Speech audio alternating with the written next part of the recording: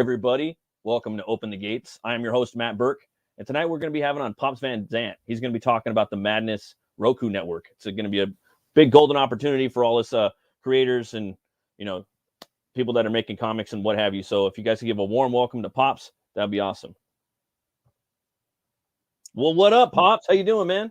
What's up, Matt? Now, usually we would have spent the last 2 hours hanging out together too, but oh yeah, right.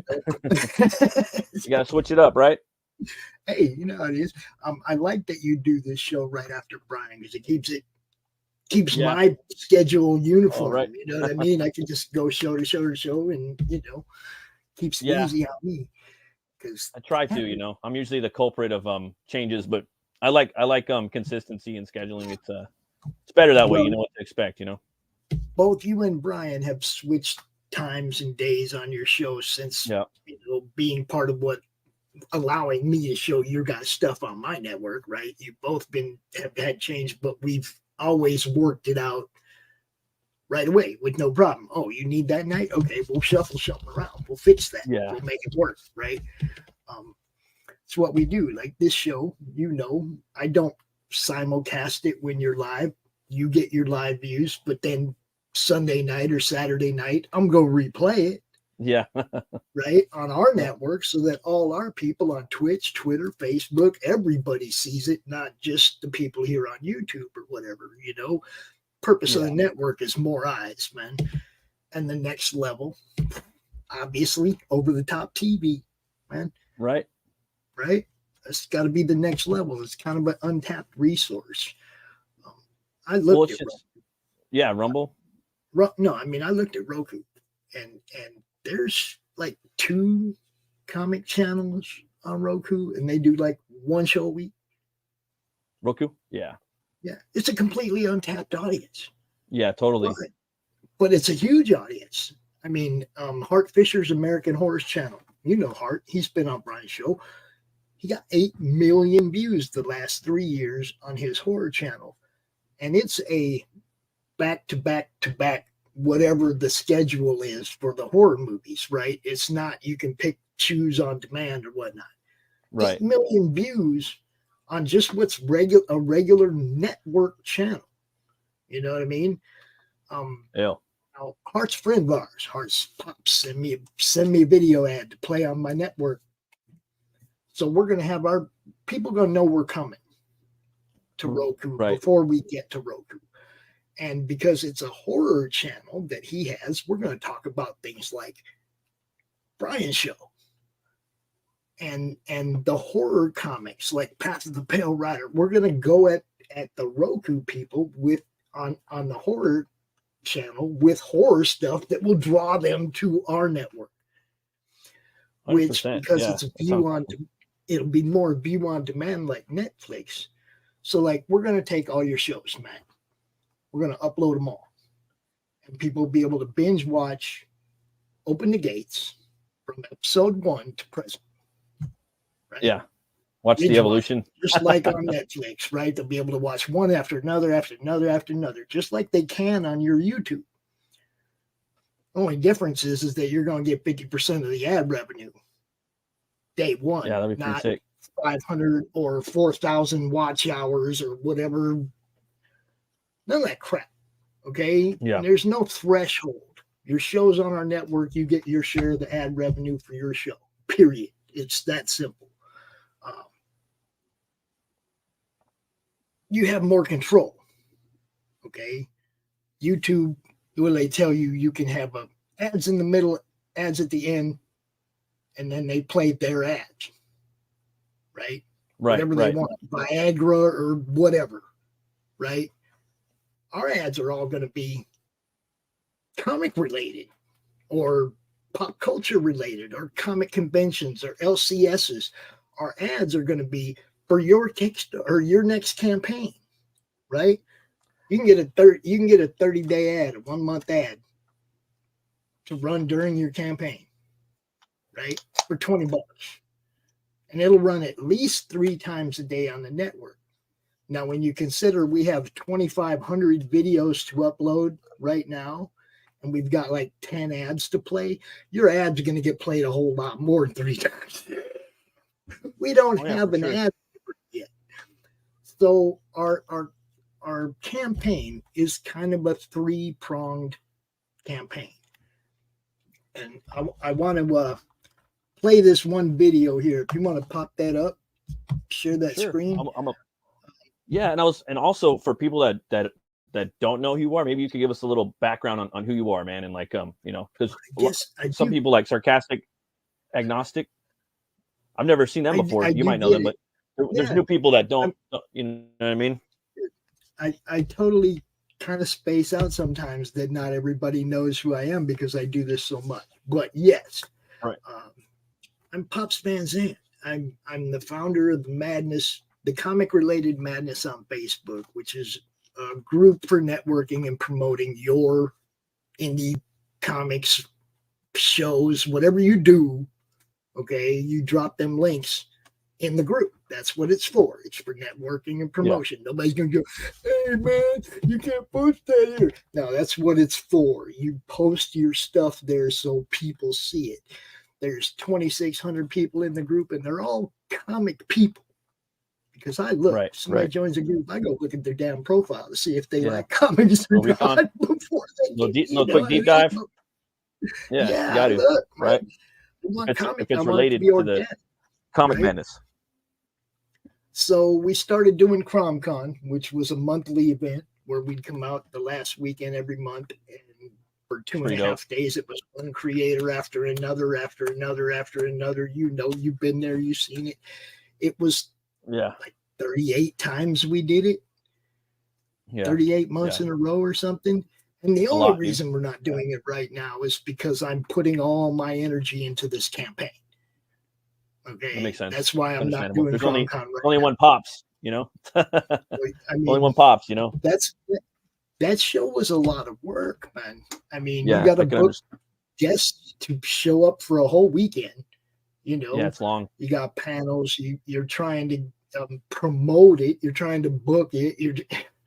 Time management. That show is a lot of work, and then you come and sit in this chair for 6 hours Friday night, 12 hours Saturday, 12 hours Sunday. Setting up dates, scheduling. I mean, it's just that whole weekend is draining and exhausting. And then you know what? I got shows on Monday. Right. you got to line Monday. Right? I mean, I go right back to work on my weekly shows. So we kind of put that on hold while we're doing this. But eventually the Facebook group spilled onto YouTube, and we started broadcasting in more places. We started going to YouTube, and then it just got out of hand. Okay, you know how a snowball starts rolling downhill and it just gets bigger and faster? Yeah. Stuff was happening that I couldn't do, that I didn't know how to do. So I'm reaching out and grabbing other people, right? Hey, you got to, man. Right? So nothing can be done alone for the most part. Nothing like big and successful. You need people, right? I'll tell you a quote that's actually on my campaign, and it's a great idea is only a great idea until you surround yourself with the right people, and then a great idea becomes a reality. Yeah, and that's kind of what's happened with us. Okay, so we went to YouTube and we did YouTube with our own madness shows for a couple years, right? Mm-hmm. And last year, I just got this weird idea about what's next. I mean, some of my friends' shows are never going to get monetized. Doc knows his show will never get monetized, right? Not on YouTube. He knows that. Okay. Well, it might, but then some shows might take a long time, and times. Yeah, and some of our people aren't. Yeah, some of them aren't nowhere near that threshold. What's up? What's up, Preston? Good to see you, brother. What's up, Doc? What you up to? Talking to Pops Van Zandt. We're doing that thing,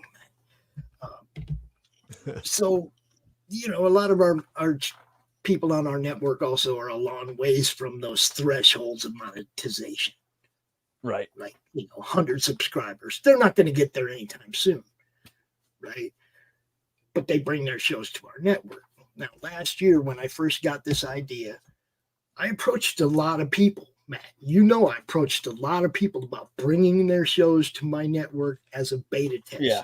To my YouTube channel as a beta test to see if I could get enough people to provide weekly content that I could actually build something bigger. Okay, so we've done this for 10 months. 10 months. And if you look, we have like 40 different playlists on the YouTube channel, everybody's different shows, Brian's Horror Movie Club, the Baron Earl Show, Mike Barron's show, Ask Chuck Dixon. We have a bunch of awesome content already. People that had faith in what I was doing, and they're ground floor in this. They're in. Okay. Yeah. Now I'm offering again because my friend Max, the guy who built Hart Fisher's American Horrors channel and has built 5 other Roku networks, is offering us a smoking freaking deal to put us all on Roku. Okay. That's awesome. It costs about $5,000, guys. Yeah. You know? Yeah. It's not cheap. The servers, the streamers, the analytics, everything, it costs about $5,000 bare bones. Now that's also including the cost of Max's time to upload any new content, any new people that join through the Kickstarter campaign. Of course, Max has to get paid if he's going to upload 200 of your videos. I'm not letting him do it completely for free, but he gave us a smoking deal. I'm telling you. Yeah. If you did this, it would cost you $5,000. You know, I don't have $5,000. Do you got $5,000? But for $25, for $25 at the first of the year when we launch this, your show can be on our network going forward. You can upload your weekly content on Roku on our network going forward for $25. Now, if you want to have a backlog of content on the day we launch and Max has to go load 100, 200, 500 of your videos, it costs a little bit more. Okay, but that's only the cost of his time. Nobody's trying to, he's given us such a deal, man, it's ridiculous. And he basically told me, he goes, if somebody comes to me 2 days after the campaign's over and asks me how much to get in, what should I tell him? And I told him, Max, what's your time worth? Somebody comes to you when the campaign's over and the deal's over. Yeah. What's your time worth? And he goes, oh, hell, 3-4 times what I'm charging you now. I said, exactly. Yeah. That's what it's going to cost me to get in after the fact. If we have to do all that work, you have to do all that work. I'm not letting you do it for free, and I'm not asking you to do it for free. Preston knows what I'm talking about. Absolutely. Well, I think a big thing too, Pops, is like, I like the way Pops advertises people's products. Like after the show is over with. Yeah. Like he does a pretty professional job at advertising. You know what I'm saying? Oh yeah. I like that too. I don't know who's doing your animation, but it's pretty good as far as animating their comics. Like, well, it's all their own stuff, pretty much. Oh, okay, sweet. I mean, I don't make them for them. Like that Mike Barron, that's Chris Braley. Man, I get it wrong every time. I'm sorry, Chris. I was gonna say, Pops, that also meant too, like a lot of people have really good campaigns, right? And professional campaigns, they look fantastic, but they're not pulling numbers that they should. And a lot of it has to do with they need exposure. They need more, like you always hear that, I need more eyes on my campaign, or they need more eyes on their campaign. Well, it's kind of like we need to step out of the bubble and jump into a new one. You know what I mean? That's what I'm saying. And this is a perfect example to do it. Right. Yeah. And, just like with Fund My Comic, like people needed to jump over and try it out. And as you can see now, even if Fund My Comic was a shutdown now, it fucking worked. People went over there. People made money. People at launch campaigns, there's big campaigns now. It worked. And people needed to fucking take that jump, So I think people, if they jumped on this, it could be very rewarding for small-time creators. I'm sorry. I think one of the reasons why Fund My Comic became so successful is because Indiegogo and Kickstarter forced them to be successful. No, I'm being serious. Like I'm being serious too. Because once you start screwing over creators and you start shadow banning people, you start forcing them to go other places. And if you leave them no other place to go, somebody's going to create a place for them to go. Yeah. You know what I'm saying? My Comic is the only platform we endorse or recommend now, Chris. Exactly. And I'm forced to use Kickstarter because most of the people involved in my campaign already have followings on Kickstarter. So it was just the smart move, you know? Right. Yeah. But at the same time, I have to go outside all of the bubbles. I'm going on shows I've never been on before, that people that don't even know who we are. And I'm selling the product just like you guys do when you're doing a campaign. You got to go on shows outside your bubble, outside the people that already No, you're absolutely right. Also, shit, what was I going to say? Oh God, I lost my train of thought. So anyway, I mean, it's a three-pronged attack from what I'm doing. We have stuff on the campaign that's for the fans. If you just want to support us and pledge toward the campaign, we got all kinds of different stuff we give you for pledging to support our campaign. We're not selling digital bundles of comics, but if you pledge, we can give you digital bundles of comics. You see what I'm saying? It's like we're not selling anything but the Roku network, but we have rewards for fans who may not be a creator and want to bring a show, or a sponsor that wants to have an ad. We got stuff for fans too. If you want to help us out, there's all kinds of cool stuff there. You guys know Jay David, right? Drunk 3PO? Yeah. Yeah. His campaign, Achromatic Chronicles Blue. Yeah. There's 2 signed copies available on our Roku campaign. Just 2. Nice. But there's 2. That's awesome. Right? There's stuff that's there's a Corey Barton Kozor head sketch. 1. There's 1. Guys, go get it. That's awesome. Just saying. We're gonna there's about to show that right now. I'm gonna jump on this Dillard thing real quick. What I love most about being an independent artist is the peace and quiet and the respect I receive. Now, what's all this? Well, you could still be this. It's still about expanding the independent horizon. People get more eyes on you through Roku. People are sitting at home chilling, and they come upon a network where there's independent creators, and then they're going to see your campaigns, and it's not just YouTube eyes. So, we're going to go over the campaign right now, so you can go into specific. Well, no, actually, I wanted to show a sponsor video about right here. Yeah, the one that we're showing right here. You guys know Doc Blaylock and his co-host Tanner Hurley on the coffee shop, right?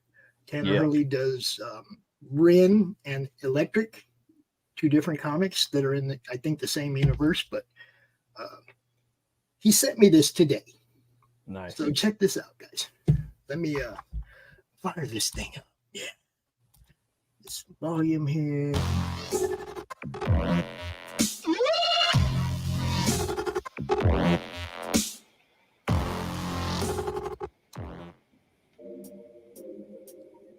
Oh man, I wish I could find a way to better advertise Apothic Press. Just back it already. Whoa.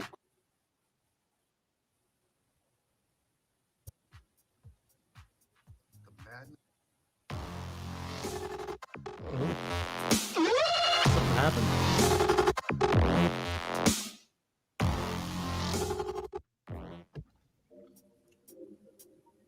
Oh man, I wish I could find a way to better advertise Apothic Press. Just back it already. Whoa, Crom, what are you doing here? What's this? The Madness Roku Network. Sponsorship. 1 month of playing your 30-second ad on the network 3 times a day? Oh my gosh, for $20? And you can't beat that. Just back it already. All right, Crom, I'm doing it.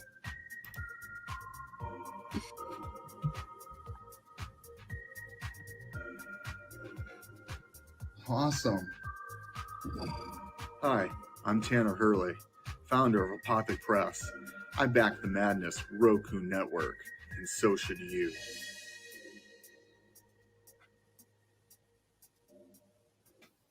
Now, as much as I hate that logo on the end cap, it's a great video. Who said get that man an Oscar? Dude, that was great, right? And he sent that to me, and Release his children. okay, so that's the video that's directed towards sponsors. Okay, now there's other sponsorship levels. You can get 3 month, 6 month, year. You can be a VIP sponsor. We give you all kind of other crap. It's big, okay. And I'll pull the campaign up so you can see where. Yeah, I was going to say you want me to share it or you want to share it if you want. Yeah, it's up to you. Is your computer good, or do you want me to? You could do it if you want. That way you could kind of run it a little bit. All right, let me do it.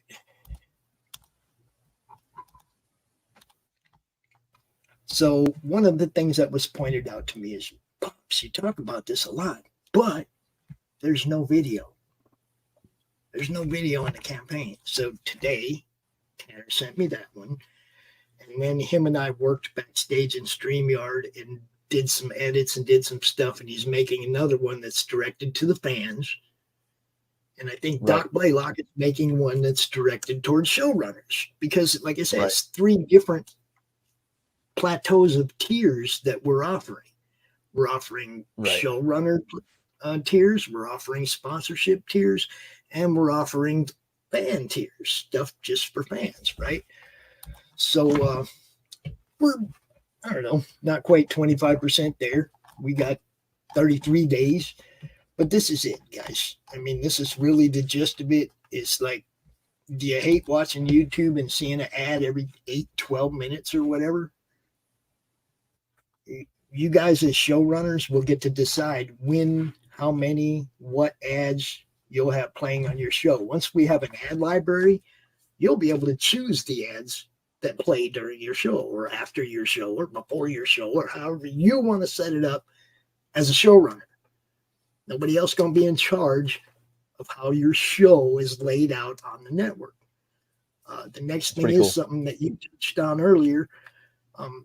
Look, guys, the only way you're going to get any kind of penalty on this network is if the FCC, the FBI, or the DMCA sends me an email and says, Pops, that has to come down. Then that show will come down. Not all your shows. You won't get demonetized on all your other content. I'm not your dad. Police yourself. Okay?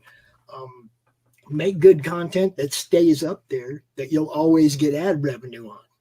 Don't put something up there that you know the FCC or the DMCA is going to come after. So no porn. Huh? Yeah, no porn. Pretty much, right? Well, but now if it's comic related, no. Gotta tell Hart D. Fisher about that. Well, see, yeah, I do know some people that do some pretty hardcore comics. So, you know, I mean, that's the whole thing. Okay, that's art as opposed to, you know, I mean, we're not going to be showing like videos of straight bull. It ain't gonna be none of that. I ain't worried. You just lost my vote. That's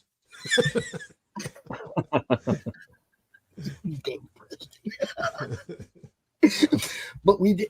One of the new shows that came on is SK Hobbies out of Arizona, and dude does RC cars. Right? Okay, that's cool. He's got all this content for RC cars and building them and running them and shit. And I'm like, dude, that's awesome, man. I want. It says right there for all the stuff we love, guys. Yeah, exactly. And yeah, and I know Preston, and we like, love what if his audience reads comic books? You know what I mean? Then you got his audience looking at other comics and stuff, you know? Yes. So. And it all crosses over, but at the same time, it's all individual, you know? Exactly. I have people sometimes that'll like sub to my network and they'll see Doc show and they'll, you know, like maybe get offended by something he said, unsub, and they'll miss out on 35 other great shows. Right. Because they got butthurt about one. Look, it's a network, guys. You're not going to like everything that's on there. That's why we're trying to offer you so much different stuff. Yeah. You know how you go to like a streaming service and you kind of get stuck sometimes trying to find something to watch?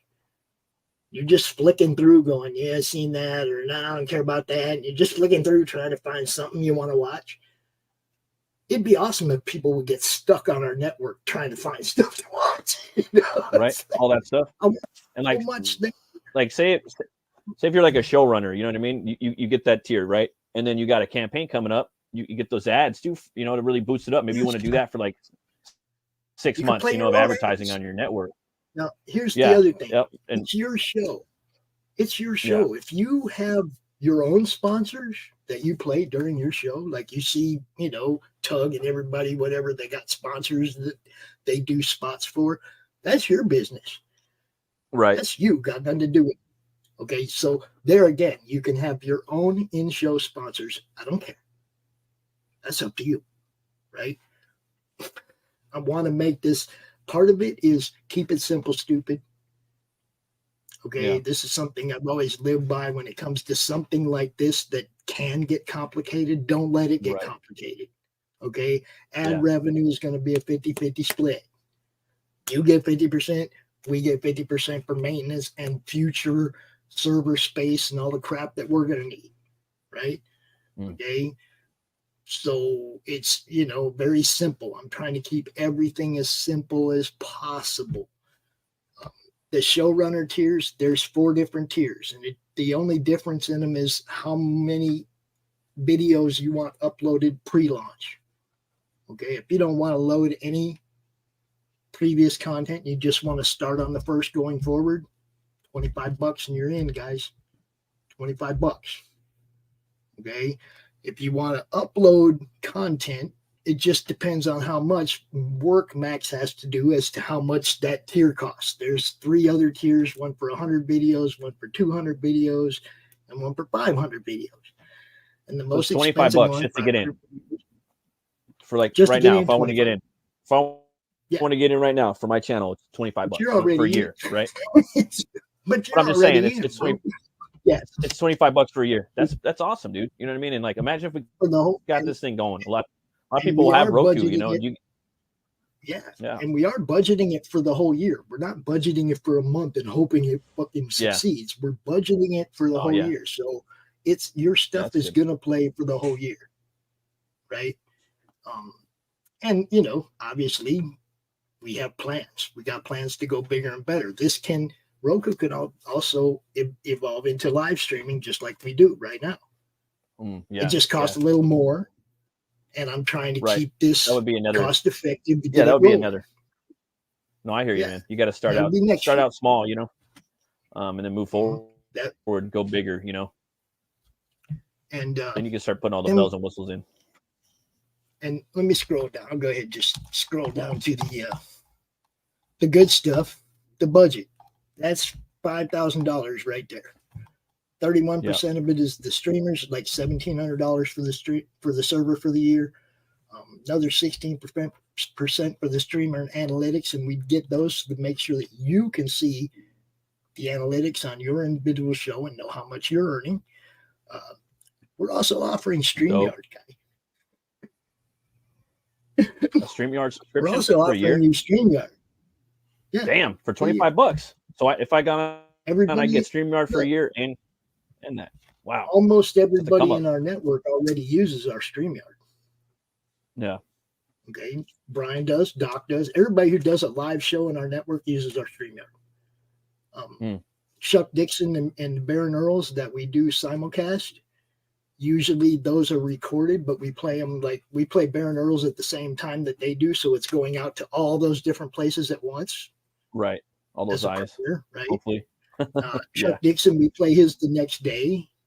He plays like Ask Chuck Dixon Wednesday night. We play it the next day at noon, so that it catches the people at, you know, both time zones, right, or whatever. I tried to set this up intelligently from the beginning, the way I've done this, and so far it's look, 10 months. People have provided content the whole time. I know it can be done. Now it's just funding it. So the referral program, anybody who talks somebody into coming into this network through this campaign with a new show will get a free 3-month ad anytime during the year. Sick. Okay. refer somebody to Bring Their Show List Network, and you will get a free 3-month ad anytime during the year. Now, I know it says we're going to play your ad 3 times a day on the network, but let's be real. We have 2,500 videos we're going to be uploading.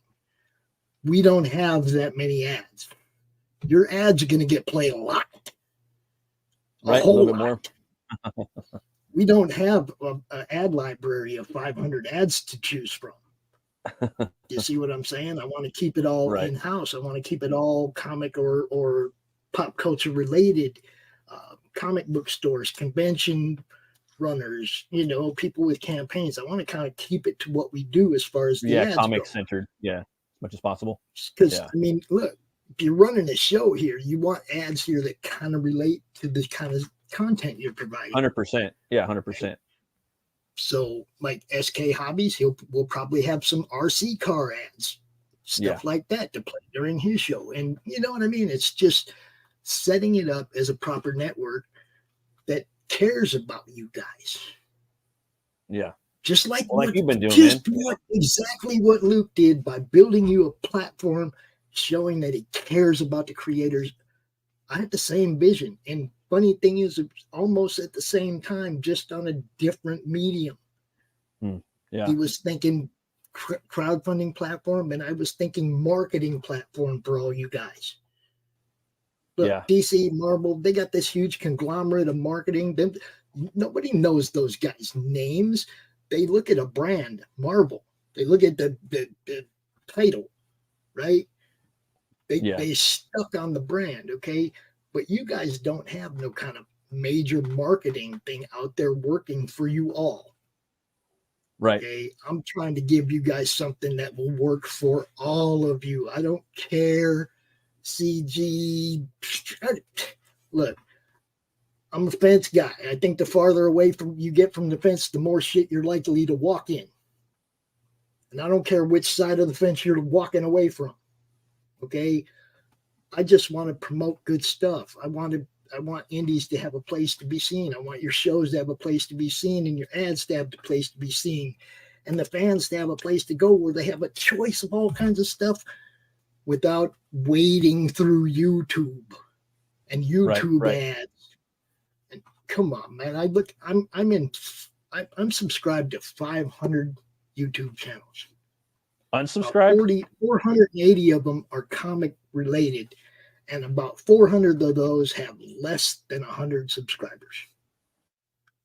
YouTube's making it harder and harder for creators to make money. It is, dude. And it's just even more of a reason, I think, to jump on this, and the your views and just a lot of stuff just gets kind of gatekept in a way, to be honest with you, man. Like all the big platforms get that way, like it's weird. And it's like you'll sign up for a new, social media, and your shit will, like, the first week you just start up, you get a lot of bumps, and it's like, it kind of figures out who you are, and then it fucking starts closing those gates up. You know what I mean? And then you got to they want you to buy like ad revenue and buy like things like that to open it up more. You know what I mean? And I mean, they want you to social media, so, and they want you to make 10 million short videos, and it's like, boost this post, shit like that. I don't know. It's just crazy, dude. But I think with a channel, it could be something cool. I think this is a little different. You know what I mean? Part of it was, how many times on Brian's show that YouTube has blacked out a trailer? Yeah. Or exactly us talking 100%. about the trailer, right? Okay. Yeah, we got it censored. And Facebook going after our audio, or letting scammers go after our audio on our shows on Facebook all the time. Every show I do, a scammer tries to claim the audio of our show. Wait, to dispute it. What Every happened? single show. A scammer tries to claim the audio on your show? Yes. How does that work? Well, because Facebook doesn't care. Somebody put a claim against the copyright, right? Yeah. They don't look to see if that's real, if people really own it. Oh. They just hit you, and you have to dispute it and prove that you're not guilty. So you're guilty until proven innocent. There you go. Wow, that's crazy. Look, I never knew that. Like a lot of people out there right now. For us, guys. I want to build a network that's for us. Period. I don't care what your political leanings are. I don't care none of that. If you're providing good content that comic people are going to want to watch, be it whichever side they're on, I don't care. I think that shit's all stupid, man. I've been canceled by both sides already. I don't care.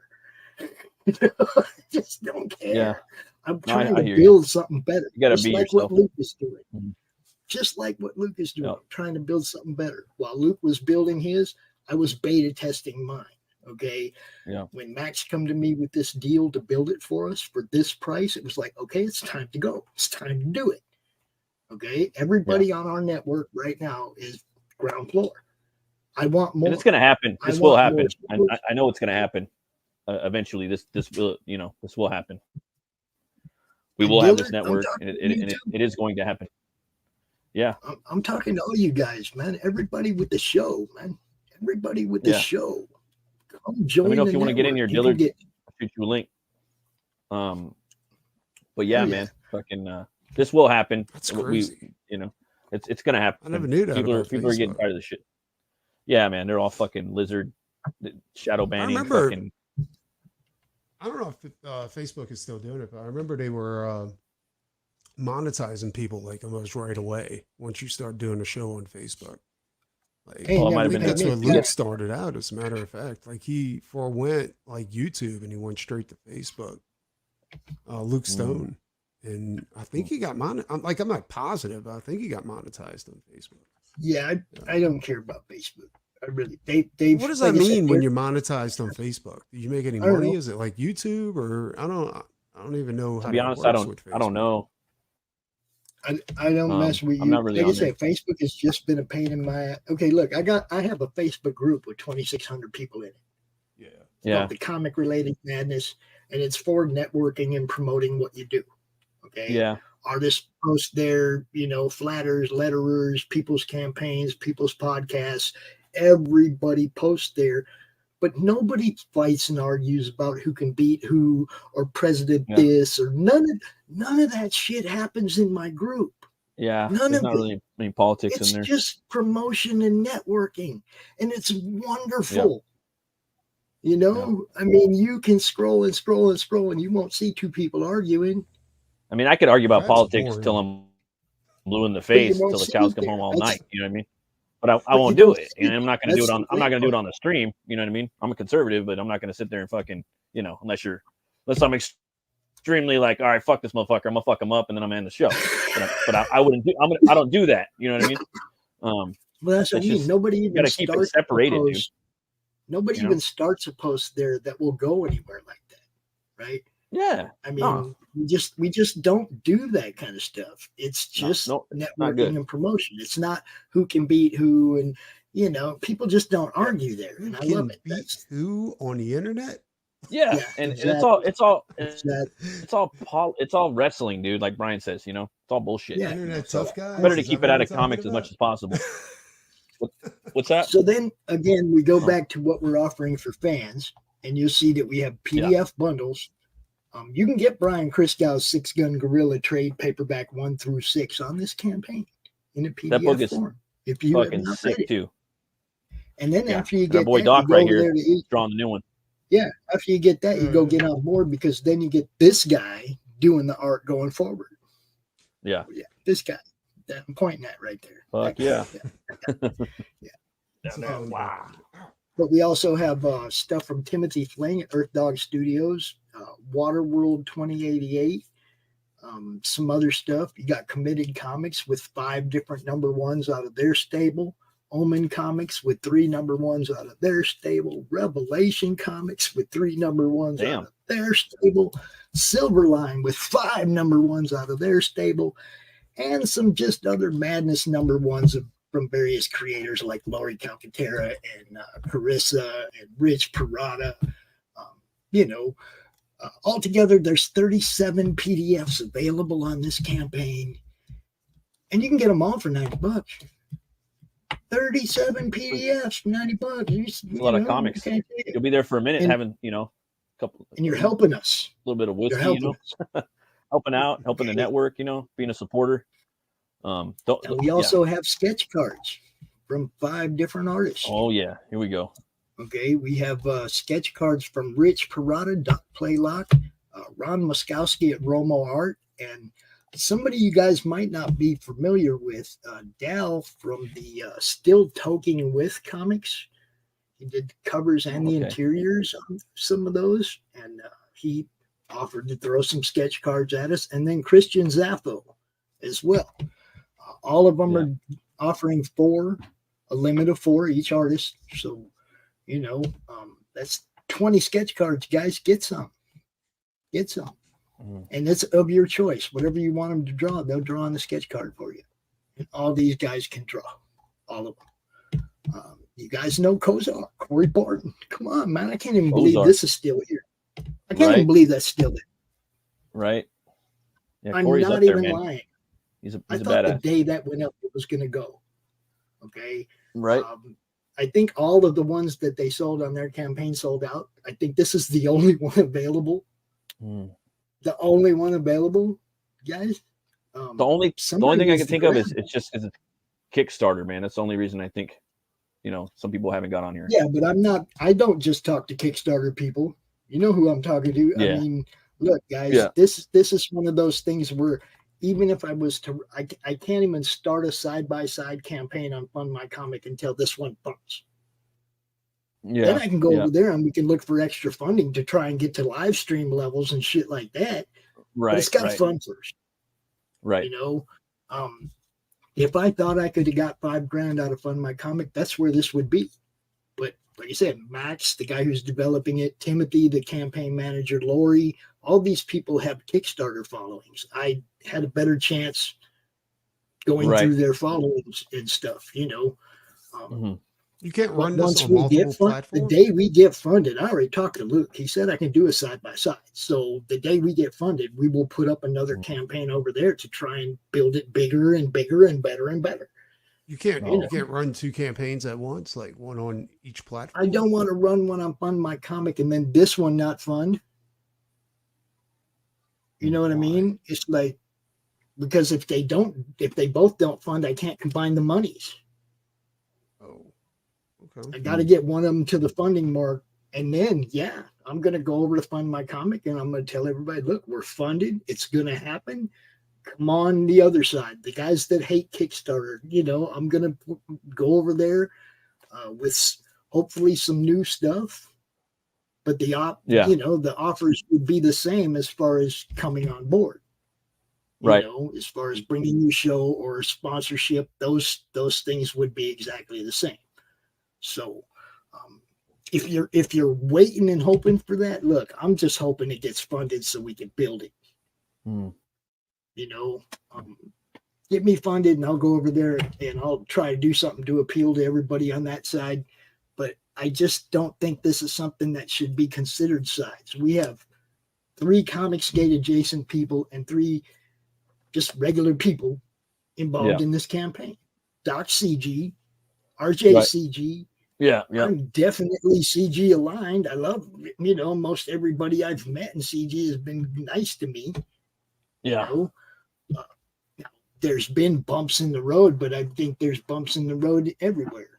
You know, look, there's guys, always gonna be bumps in the road, man. People are human. Yeah, you don't gotta like me to come out here and make money. You don't gotta like me. Exactly. Just come out here and make money. Do some business. I'm trying to help people make money. You know? Exactly. At the end of the day, that's what we got to pay those bills. You know what I mean? Especially Arvis. You know, you're starving. You know, I guess you know, all of our artists is no longer starving. I guess he ain't that hungry anymore. You know. So you gotta get out here. All of our fulfillment will be done by I coined that term too. So. All right. So then, like I said, we got J. David Drunk 3 POs, two signed copies of Achromatic Chronicles Blue. There's only 2. Now I know you can get them on his campaign too, but he was cool enough to donate them to us because he also believes in what I'm trying to do. Okay. Otherwise, I'm sure he wouldn't have thrown nothing our way. Okay, he believes what we're trying to do. RJ donated number 13 of 25 of the short story novel, The Devil You Know Better. And it's that one looked interesting. Yeah, I remember he was talking about that. Yeah. Yep. And there's one of those. It's number 13 of 25. Get it? RJ's the man. Got a couple different t-shirt options.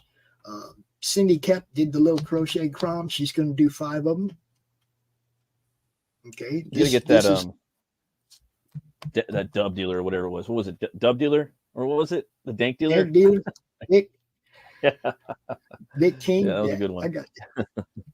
Now, Who did that? Who drew that? Oh, okay. Or an episodic show about your comic book or something like that. You want to put it up here? Again, $100 and you get half the ad revenue for the whole year. Whole year. You know, and there ain't no competition. It won't be like somebody has to scroll through 800 movies that are all mainstream movies, and you're just like down there at the bottom with your independent praying somebody will look at it. It's just going to be. It'd be sick, bro. Like if everybody had like more comic book creators and fans like had Roku, and we were on here like watching the shit, you know what I mean, and just doing all our indie shit, you know, without all the bullshit bullshit gatekeeping, you know what I mean? I don't know, man. I think it could be really fun, like another movement, you know, of shit that's made by us for us, you know what I mean? And whoever else wants to jump in and have fun with it, you know what I mean? So, you know, independent films, episodic comic shows, like I talked to Heroin Bill, and they're like, yeah, they might talk to us when it's up and running, and I get that. But you know, that makes sense. Yeah, they want to wait. Ground floor. Like most people. I'm looking at it like this: anybody that gets in on this is ground floor in this, and as it gets bigger and better, you guys are going to have the biggest and best opportunities because you had faith in me when I started doing this. Okay. Yeah. Look, I'm never going to forget the people that helped this happen. Never. You know, my grandson ain't going to forget the people that make this happen, that help make this happen. So, you know, now to bring your show to the madness there, I can actually focus on this for a second. I told you it's $25 for the basic setup. And then anything you upload going forward through the year. If you have 1 show, 2 show, 5 shows a week, I don't give a shit. Max said he doesn't care. Whatever, however much content you upload. But if you want to have a already existing library for people to go through the day we launch, it's a little bit more, okay? $75 if you want Max to upload 50 videos. Okay? $125 and he'll upload up to 200. And $225 and he'll upload up to 500 of your previous content to the network before it launches. Okay, that's a lot of content that you can put up there and have up there for people to watch. I mean, just think of all the books, all the books that have come out, you know what I mean? And like all the people you've had on your show over the fucking years, dude. Like all the people you've helped fucking get their books funded, bro. Yeah, dude. There's a lot of fucking content on there. Like people, all the normies that haven't really jumped into the movement that are now fucking starting to wake up and look at shit. Oh, I could read this, and there's this out there, and this has been out there since all this fucking shit happened. Now you could jump in and you could catch up. You know what I mean? That's awesome. But now, if you have more than 500 videos and you want to upload even more, then you got to talk to Max. Yeah. Okay. And we'll negotiate a tier. We'll negotiate a tier for you. Put it up there and you can get it. But let me tell you what, guys. When this campaign's over, those deals don't exist. Those deals right there. Well, it makes sense, dude. You know, it's all about the ground floor, dude. You know. Well, I mean, no, because then you're going to be. Look, Max set some time aside for us to build this, and if you come to him after the fact, now you're on his time. And Max runs a small press publishing company that puts out 5 comics a year, different titles. Okay. He also maintains Hart's American Horror Channel. Dude's biz man. Dude works. Okay. Once you get outside of the deal he's offering us, then you're on his time, and it ain't gonna be that cheap. You're asking him to do work. That's on his time now. That had nothing to do with me. You see what I'm saying? Right. So get in now while he's offering this deal to put your content up on Roku. If it wasn't for Max, this ain't happening, guys. I can't make this happen. You know, this is a passion project that's being put together by 6 different people who all understand the necessity for it. Okay. Right. They crossed the lines of political views and shit to build this. They don't care about that. They care about this. You see what I'm saying? It's more important. Building something for us, Right. for all of us, you know. And now the sponsorship thing, the sponsorship tiers, that probably won't change much. I don't think I'll be messing with the pricing on advertising after the campaign's over, because I still want ads. I still want people to bring their ads, and I think that's a decent price for all those things that we offer on those 6 different tiers. You know, I don't think I'm overcharging. We had sponsors last year that paid $200, and we played their ads pretty faithfully on almost every show we did. You guys know it. You know, Dimes or not, the Detective Potatoes and Cindy Kep's ads, we played them ads religiously because that was what they paid for. You know, no difference. If you pay for an ad here, your shit's going to get seen. I promise. I guarantee it. We're uploading so much content. There's no way your ads aren't going to get seen. They're going to get seen all friggin' day. People are going to get sick of seeing them because we don't have that many to choose from yet. You know? We need more ads. You don't know what month your campaign's going to launch. It doesn't matter. Buy the ad now. Let us know when you want us to start it. We'll start it then. It's that simple. Look, everything is about keep it simple, stupid. You guys, if you don't know Max DeVille, if you have tech questions that I can't answer, Max DeVille is more than happy to come out and answer them as well. Matter of fact, we're going to be on the morning roast on Monday. Max and I both. So if you have tech questions, tune in to Chris's show, Chris and Sim show on Monday, and Max will be there to answer the tech side of it. Nice. I want it to be completely transparent. I want it to be simple. Keep it simple, stupid. That way I can run it. To keep it simple. Simple is better, man. You know, it's easier to look. You know, less thinking. You know. Now I don't know how many of you watched Doc Blaylock's show on Wednesday, but if you didn't, you need to go to the Madness Comic Network on YouTube and look for the Doc Blaylock Doc's Coffee Shop playlist, and look for episode 50, and you want to watch it. Because Rich Parada, who had offered to wax his back if Doc funded his book, came out last week and waxed his freaking back live on Doc's show, and it was hilarious. Oh, man. Look, we provide entertainment, yo. Guess what? Before he did that, and he knew what it felt like, he said he would wax his chest when this campaign funds, and we will show it live on Monday, man. So let's get it funded, guys, because great entertainment like that ain't free. It's gonna be like the 4-year-old virgin. He's like, oh, dude, Kelly Clark. When his girlfriend was ripping that off his back, and they were muting him. That's another Brutal. reason Roku. Look, Roku is a great idea, guys. It's an untapped market. People over there don't have something like this to watch. Let's give them everything to watch on one freaking network. Yeah. Everything. I gotta head out, but send me a link to it. I'll take a closer look at it. Sweet. You guys take it easy. Later, dude. On, bro. Take it easy.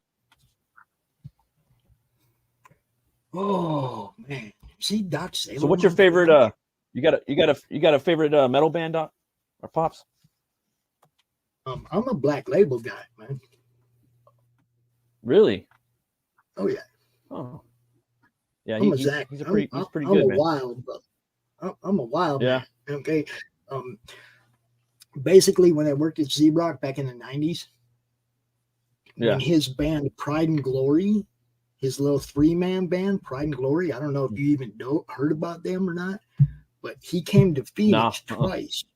He came to Phoenix and played at the Roxy. There you go, SDMF. Chris knows what's up. What's up, dude? He came to the Roxy and he gave me and the DJ that I worked with backstage passes. And it's just a bar, right? So basically, we're all just hanging in the back room at this bar. And dude, great show, totally nice guy. But turned out that JD, the bass player, actually knew the dude from like younger days, right? I had Back in the actually day, met huh? him before. We were actually friends, right? And we ran into each other backstage at that show, and it was like a reunion, which turned into a party, you know. But dude plays a fretless bass, okay? Ooh. And I don't anybody knows how to play bass. That takes some skill, Some skill. okay? Yeah. You Yeah. can't miss, you know. Dude's bad. Perfect match for Zach, and I'm pretty sure he's in Black Label now. But yeah, dude, love Zach. Just a nice guy, you know. Kind of hard to look at somebody else as far as dude, small venue rock, dude. I love the small venues, he's man. great in front of a million people, but I got to see him twice. Small venue situation. Well, they play more. They play more songs too, man. And you get that, like, you know, it's more intimate. I hate to say that word, but that's what it is, dude. And like, it's right there, and you know, you're amping on what they're putting out there, you know. And my favorite was like the House of Blues. Yeah, I love those small venues. I seen him. The second time he came around, he played an acoustic show, just him and another dude on stage. Banjo, acoustic dope. guitar, violin, piano, all acoustic instruments. That was Zach. Zach did that. Zach the fuck? Because I know he's like a musician, you know. Dude, he sat at the piano and he played Elton John's "Candle in the Wind." Dude, Elton John wishes he could make that song sound that good, bro. And he sings kind of like Ozzy a little bit, you know. Zach, he kind of got that Ozzy sound, but a little more American and a little more ballsy, a little more testosterone underneath that. He's also got a Southern rock bent, because that's what Pride and Glory was Leonard Skinhead Productions, and it was fucking Southern rock. It was Southern metal, really. Machine Gun Man. It was Southern. He's from the East Coast too, right? He's from the East Coast too, right, Zach? I think he's from like New York or some shit. He's got that thick New England accent. He's got that thick New England accent. That's what's always weird. He's got the Louisiana. It's like he's from Texas, though. Yeah, I'm like 90% sure he's from. I'm like 90% sure he's from New England somewhere. Could be. Somebody's going to tell us. Chris, where's he from? Tell us. Yeah, he's probably from like New York or Boston or some shit. Yeah. Chris, Max is going to join us. Max is going to join us on Monday. So if people have tech questions, I want them to be able to ask any questions they have that involve tech that I can answer. Okay. But yeah, man, look, we got some stretch goals, yo. We're going to have an uncut card sheet, and we're going to pick the 4 cards out of the sketch cards. Nice. So the fans are going to pick the 4 best sketch cards, and they're going to go on a uncut card sheet of 4 cards. That's stretch goal number 1. Stretch goal number 2 is Doc Blaylock's Crom story, the ash can, the first Crom ash can. If we get to 7,500, we're going to print up a bunch of Doc Blaylock's art and story. And this one was really good, guys. Okay, it's with a crossover with Pariah, from Pariah Blood and Mud and Crom. And I am not going to tell you, but it's funny. You're going to love the ending. Doc killed it. Doc's a great storyteller. Okay, for a little short 10-page thing, you guys are going to love this. I promise you. That's cool, man. What's the next one say? Oh, at $9,000. All these cool creators, man. Dude, Doc kills it. People don't really know. Yeah. But I mean, he's a fine painter. He's a painter. He's doing comic books because it's more fun. It's more fun. At 9,000, we're going to give away a challenge coin. And the challenge coin is going to be, Deputy Sheriff of the Madness on one side, and it's going to say, or it's going to have the ROKU logo on one side, and on the other side, it's going to say, I helped build the madness. You're going to be a madness deputy, because I'm the sheriff. There's only one sheriff. But nice. I want a whole bunch of deputies, so I want to get to that stretch goal of 9,000 so that all the physical backers can get a challenge coin to go with it. That's pretty dope. At 10,000, I'm doing something I haven't done in 35 years. Well, what's that? What's that, Pops? I'm cutting all the hair off and I'm donating it to Locks of Love. I've done that twice in my life, and I'm about to do it 3 times. It all up, dude. And you sometimes guys sometimes you just gotta cut it. Yeah. Yeah, but Locks of love, man. sometimes That's I've never what it do it. Sometimes I wonder, like, what if there's some dude in another country wearing my hair, not some kid. You know what I mean? Cut my hair You wonder a long time.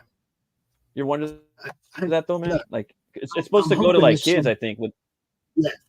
I'm hoping it goes to a cancer kid. That's what it's supposed to go to. That's what's supposed to go, And I'm like, what if it's some dude like in another country? Like, I don't know. But that's cool, man. That's cool. That's gonna be crazy. What are you gonna do? What are you gonna do? You're gonna slick it back? You're gonna shave it? What are you gonna do? Oh no. We're just cutting it off at the ponytail, bro, and growing it right back out. I don't fuck around. Right, yeah. Yeah. I've never been a fan That's of cool, how man. I look with short. I've never liked how I look personally with short hair. That's why I've never had short hair. I don't like the way I look. And at 12,500, we have a secret. And we're not going to tell you what the secret is. That's good, man. But we have something super special. Sometimes. Lori Calcaterra, and she's been a huge help building this campaign page. Okay. Timothy's been a huge help. He's the campaign manager. Max, obviously the developer of the network. Doc Blaylock, just fucking moral and ground support, dude. Okay. Dude, somebody I can talk to when things are fucked up. He's my dude. Doc remembers everything too, man. He's got a powerful mind, dude. He's my dude. And then of course RJ, very entertaining guy. And then RJ from Critical Blast. Love RJ, man. He's been a sponsor of the Madness. He's been a sponsor of the Madness for a long time, man. He's helped us out. I got plenty of his books too. He's fulfilled. He's a stand-up guy and he's very professional. So Critical Blast, right. A lot of professionals you're dealing with here. Yep. It's a great team. And now this is one of those other things. You guys know what I do. I promote. This is what I do. Yeah, you promote people. We got friends with campaigns. We got friends with campaigns like Lori, Freddie B. I think this one might just be over. Kaijus and Cowboys. Yeah, that's so cool. I haven't. I'd love to read that someday. It looks like a lot of fun. I mean, how could you go wrong, right? Kaijus and Cowboys. Carissa's Worthy Chaos #6. Waifus and Kaijus, sign up. You guys know it's Pedro. Oh yeah, and Pedro, man. Pedro's fucking killing it. If you guys don't know Pedro, man, he does these awesome trailers too. Gotta check him out. Awesome Pedro's animator. The one that did that Crom that jumps up and says, "Just back it already." That's Pedro.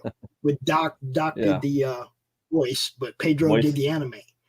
Yeah, I love Pedro's animation though, man. It's just like one of the styles I like. I like a lot of different styles of animation, but his is one of them. Pretty dope. Love his work. He did 3 different Crom clips for me. Animation clips of Crom. That's sweet, man. Nice guy, man. Nice. So many nice people, man. Awesome. Now those guys are also in the network. The Ginge and Pedro show. We show it here every Tuesday night. They use our StreamYard. You see what I mean? It's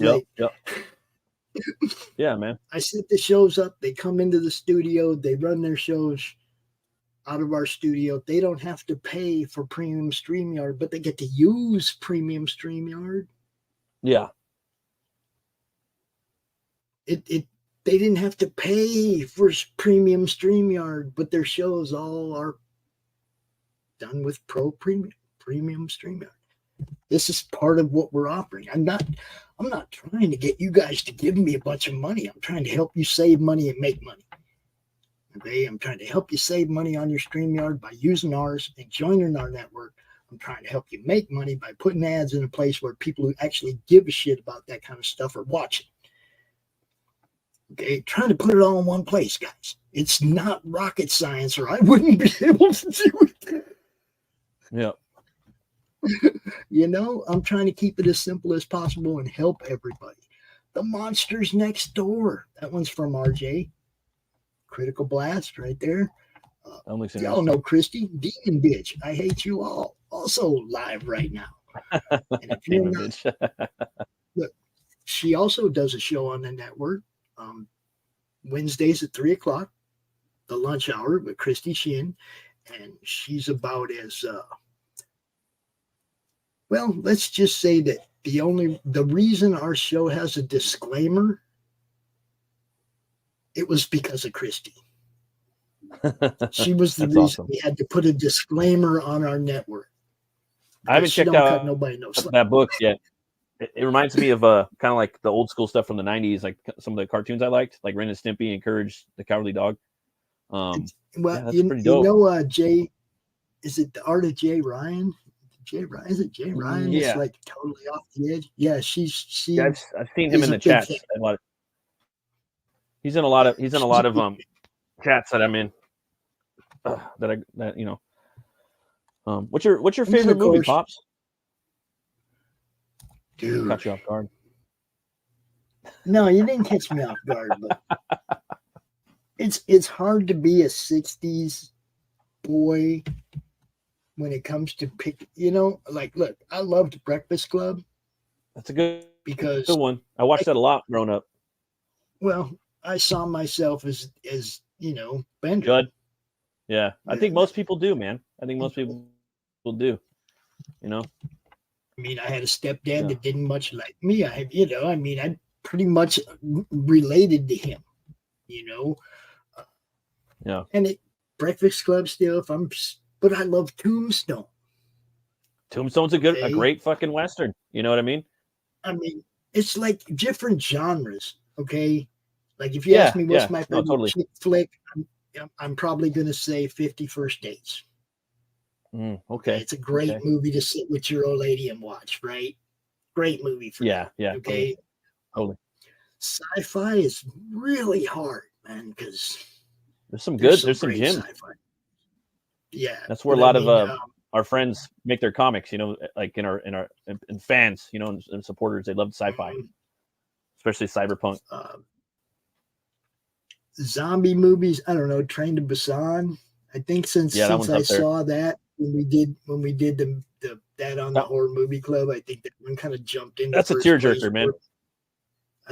For me, it's still Return of the Living Dead, but that one's like trying not to fucking cry on that one. What was your favorite sci-fi movie? You said, dude, that one's rough, man. I mean, Blade Runner. Look, I was 13 when we got treated to something we had never seen before. And that was the original Star Wars movie. Okay. I thought you were going to say The Thing, but. Well, no. I mean, we had never seen anything. Star Wars for sure. Okay. Yeah, no one had seen any fucking thing. I'm not saying it's my favorite sci-fi movie. I'm saying at that time, you're just so groundbreaking. We had never seen anything like that. Okay. It was like phasers. Yeah. It's like going to the zoo for the first time and seeing all these animals that are like, you know, like what the fuck? Because they created special effects with that movie, pretty much. Yes, you know? The special effects, the whole thing was just something we had never. Come on, we had Battlestar Galactica and Star Trek, and you know, they didn't, but not on that level, come close to that. So when we saw that on the screen, that was huge. But it also grandfathered so many great sci-fi movies. Yeah, totally. A lot of inspiration. A family space Western. Well, I mean, it just even the ones that are dark. What's that one with Erin Morin?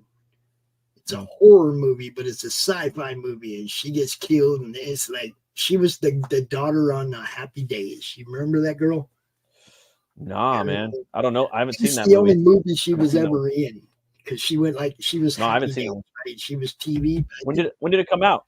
In like the 70s or something? 70s. In the 80s? 70s. Yeah, I haven't seen 80s. that. Yeah. I have to check it out. I mean, I know Brian knows the name of it. I want to say Brian's a fucking encyclopedia, dude. It's something. Like, the movie is I'm like, oh, damn. I'm pretty sure the word terror's in the title, but yeah, a long time ago. But that one had it like that was creepy. It was a really long time. Like Aliens creepy, but not as well known as Aliens. But the same, Alien, you got that same goofy vibe of the monster the on haunted the house ship in space. Shit. Oh, dude. Haunted house in space where no one could hear you scream. But there's so many good ones, so it's really hard to. Yeah, I always do that. I always do that when I have a guest on, dude. I ask them what their favorite movie is, and most people they always have more than one. So I say, give me three. You know? I definitely have to break it into genres because there's just genres. Genres a good way to do it too. Yeah, totally. Let me turn the table on you. Being an artist, let me turn the table on you. What's your favorite album cover? My favorite album cover? That's a hard one. I got Chuck Dixon with that one, dude. I mean, I'd have to think, man. It's. I mean, I have two that keep like I really like. For me as a kid, I guess it was the most significant one. It was Stripers from Hell to Hell with the Devil. I really like that one where they got like these Striper stuff. Yep. They're getting Lucifer and they're stuffing him into hell with the. And my dad, he was really into Striper, and that was kind of like the first record I'd probably seen as a kid. So that's like seared into my brain. And then I went back and like looked at it. I'm like, damn, that shit's fucking metal as fuck. Like it's badass. And Striper, they're dope, dude. Like they're pretty good, Christian or non-Christian or whatever. They got some catchy tunes. If it's good music, I don't care. I like some of Creed's music. You know. No, if it's a good tune, it's a good tune, right? Yeah, and I'm Christian too, so like it's fine with me. But I'm just saying. But I listen to all styles of metal. But I like that one a lot, and then I really like the cover for I really like the cover for Horacle from In Flames, and that one's pretty dope. I like that one a lot, and also Colony. That one's kind of like Geiger-esque a little bit, kind of basic, but just something. It's got a good balance. Their first three album covers of In Flames and Jester Race. That one's pretty dope too. It's got this big ass like city that's made out of like rock, and it's a tank. And it's got a big hourglass, and it's coming full speed at you, and it's called the Jester Race. I really like that album cover a lot too. But I could go off on album covers. But you got me, man. You stumped me on that. As an artist, see, my favorite is Rush Farewell to Kings. It's a chick sitting on a throne in a junkyard, and she's like got a crown on, and she's like all goofied up in the chair, and it's like, and it fit the name of the album, right? A Farewell to Kings, the queen on the throne. The throne's in a junkyard. You know what I mean? It was like a perfect play on the name of the album. I thought it's crazy too, because like for album art and then like comic book cover art, you have to sell one image, so it's its own different like monster fucking bastard in itself entirely. And comic books doing the panel work ultimately is harder. It's harder, but Iron Maiden was best. They were best at it. My favorite. We were doing that with on Preston show last week. We talked about Riggs' art and Maiden art. Yeah. I like they were the best. Somewhere in Time the most. Even their semi hauler has Eddie on the fucking trailer. One of the dudes that drives it lives in Mesa, or he lived in Mesa when I lived in Phoenix, and I actually hung out party with dudes because I worked at Z-Rock. I knew all these people back then. Was that a radio station back then, or what? You worked at a radio station? Is that what it was? Oh, that's dope. Yeah, I mean, I got to meet a lot of cool people, man. And Phoenix is kind of a cool place for it because Alice Cooper lives there. He has a club there. There's people coming there all the time. Yeah. It's cool. Shoot, dude, all the people I knew from my last job, they all like people, I trained and they moved on to Phoenix or on to Arizona. Like a lot of people did that Texas exodus. Well, last 10 years, all my people, like they did the Arizona exodus. It's kind of weird. Yeah.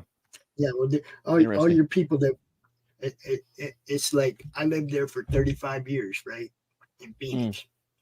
Yeah. I consider it home, although I was born and spent my childhood in Minneapolis. I still feel like Phoenix is home because I spent the most of my life there. Yeah, totally. I love the people, but like when I lived there, I did time there twice for weed. Right. Okay. And isn't that crazy? Time. I don't mean went to jail. Went to jail. Yeah. I went to prison twice for weed. Okay. Yeah, for weed, right? Isn't that crazy? So, and everyone's running around smoking it now, dude, Yeah, and now it's like legal. grand ladies are just like running down the street, smoking it, filming TikTok videos and all kinds of shit, you know. So I'm kind Fucking of bitter with mind-boggling. the state of Arizona about taking 6 yeah. years of my life, and now it's okay. Now it's okay, but they Yeah. haven't offered to compensate me for any of that time they took from me. Right. No, they should though. I mean, they should like financially like compensate you for that. It's pretty fucked up, man. Gotta be. How about we just expunge all these felonies for weed since it's legal there Yeah. now? How about we eliminate everybody's felonies for weed? That would be really nice for somebody like me who has 2 felonies for weed, dude. I ain't hurt nobody. That's pretty sad, dude. Possession of marijuana. Yeah. Okay, rant over. Yeah, I'm bitter with Arizona. No, that's what we do on this show, man. That's what we do. And we're talking about Critical Blast right now.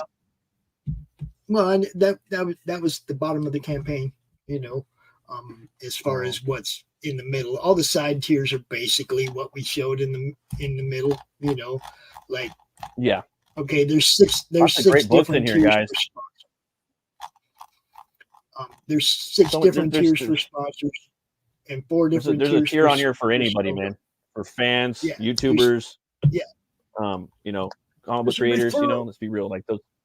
Yeah, referral tier. Program. You know, you name it, they got it. You guys could get in on the ground floor and you could help out the network. Help, you know, it could be something big for us, you know, and it will be something big. It's going to happen. If this shit doesn't get funded, it will get funded eventually. It's going to happen. So you guys need to get in on the ground floor. It's going to happen.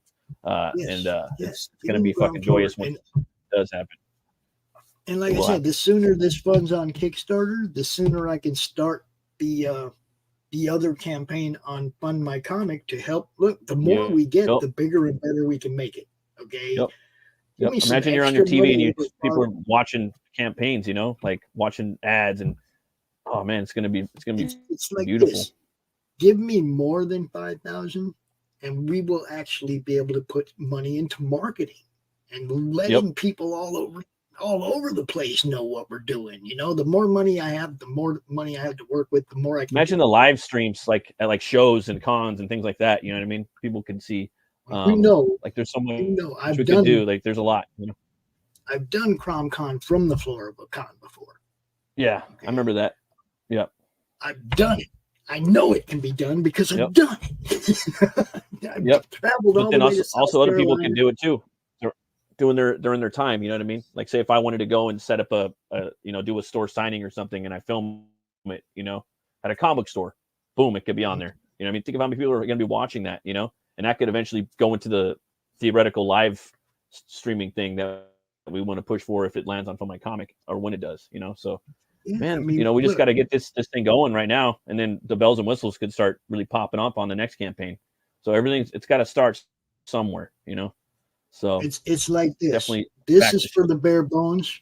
This is for the bare bones. When I get this to 5,000, I'm going to go over to Fund My Comic and I'm going to start funding the money to do live streaming. Yep. If we can get the money to do live streaming in time to set that up too, we will do that too. Yeah, look, that's what I'm saying, folks. Man. Help me out. You know, I'm serious. This could be big. You know, it really could. And Matt, you gotta start doing this show from the studio. From the studio? You gotta do it out of my studio. So we can go to your Twitter, it can go to your YouTube, it can go to Facebook, it can go to the Madness, you see what I'm saying? I can send it out to 8 different. I know. It can go to Brian, it can go on Brian's channel, it can go all over the place. But like I said, full circle at the beginning of I don't know if it was backstage or at the beginning of the stream, like I gotta be able to commit to 100% schedule because no matter what I'm doing, shit gets tweaked around a little too much, man. That's the beauty of the Roku.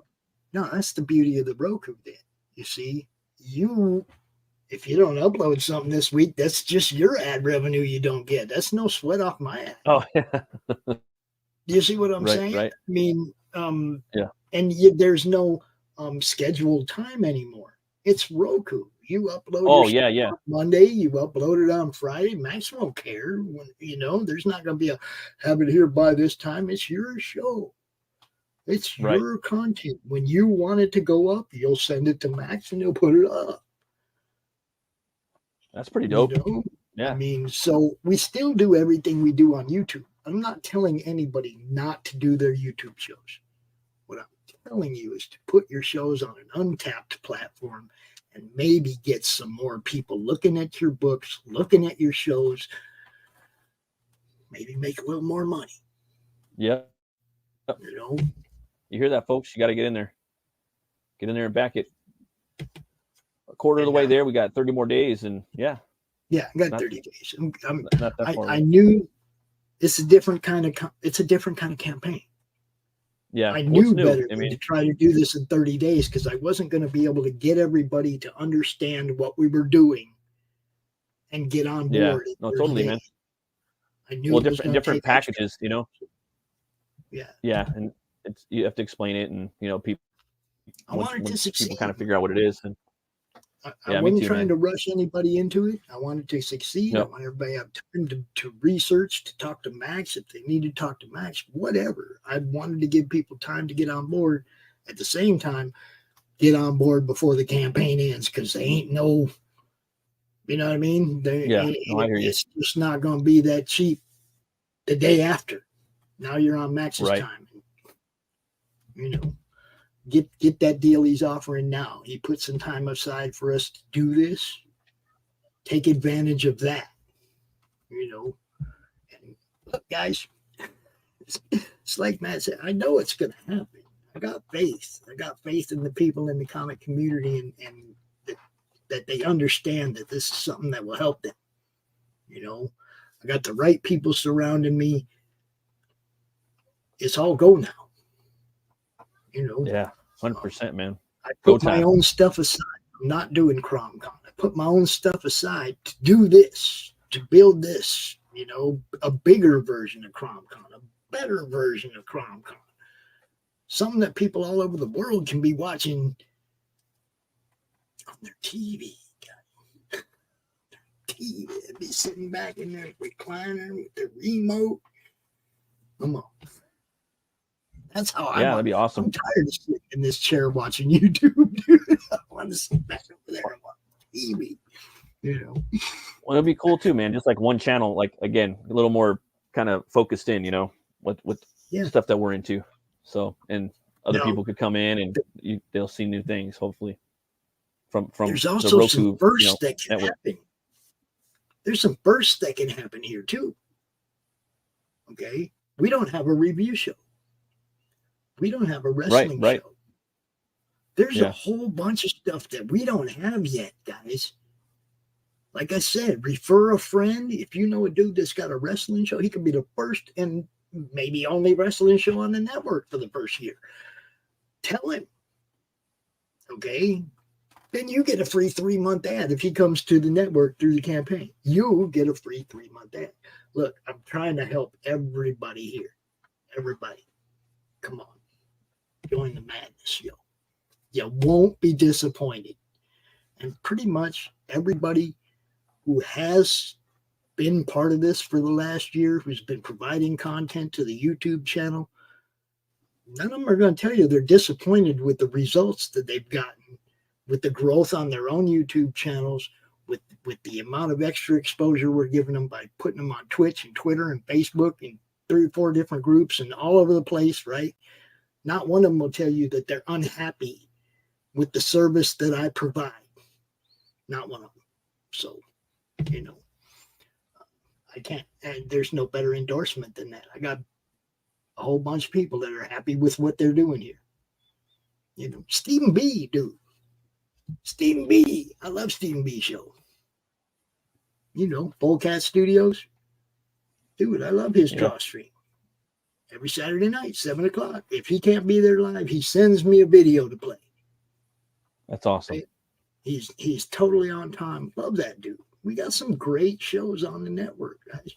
The Fellowship of the D20. They do their role-playing game on our network. We have our own role-playing game on the network. We got Manticore doing his reality gaming on the network. There's a bunch of cool people that have signed up that are involved in this. Come on. Just everybody jump on. Let's make this. I want to hit ROKU like a cannonball hitting a swimming pool. I want to make a big splash. The more we got to offer the day we start, the bigger splash we make. That's all. Hell yeah. You hear that, folks? Now's your chance to get in on the ground floor and come check it out. Pick up one of those tiers. Totally appreciate you giving me some time, Matt. Oh, for sure, man. Thanks for everybody that came on and watched, and people that are still watching that are going to watch on the replay. And yeah, well, Pops, where could everybody find you at, man? Facebook, it's the Comic Related Madness. Twitter, it's at Madness Comic. And it's the Madness Comic Network on YouTube, but soon to be the Madness Roku Network. That's right. And it will happen. Oh, that's another thing. If you want to, we're also, there's also the ability to put some of your stuff exclusive behind a paywall, subscription, stuff like that. That might not be available right at the beginning, but again, that may depend on that second campaign on Fund My Comic. The money that we generate on campaign 2, we can look at all those other things, right? That's one of those other things we'll be looking at. So, you know, like I said, I've thought this through, man. I've had a whole year to think about this vision and then pull the right people together to make it happen. It's destiny. It's going to happen, you know. Absolutely. It's all good. Cool. Anybody who donates anything to the campaign will be forever on the what we're going to do a video like a Star Wars crawl. Oh, really? All the names of all the people who donated and helped us build this and brought shows to the network, even like before, not just on the campaign. Yeah. Everybody involved in this is going to be on our Star Wars scroll. And that'll get played as an ad every now and then, just to remind everybody that we appreciate your helping us build this thing. That's awesome, man. Well, dude, appreciate check it out, everybody. Oh, hell yeah, dude. And everyone that's watching, thanks for watching. Remember to go check it out. I got the link for the campaign pinned to the chat, so you guys can go up at the top, take you right there. And thanks for watching. Also, my book Butch Cleaver 2, I have a campaign up that's linked in the description. I'm going to be closing down my store in a month right before Halloween. So if you guys want to check out the book, I'll play the trailer right now on the way out. And as always, it just reminded me of something else I forgot. What's that?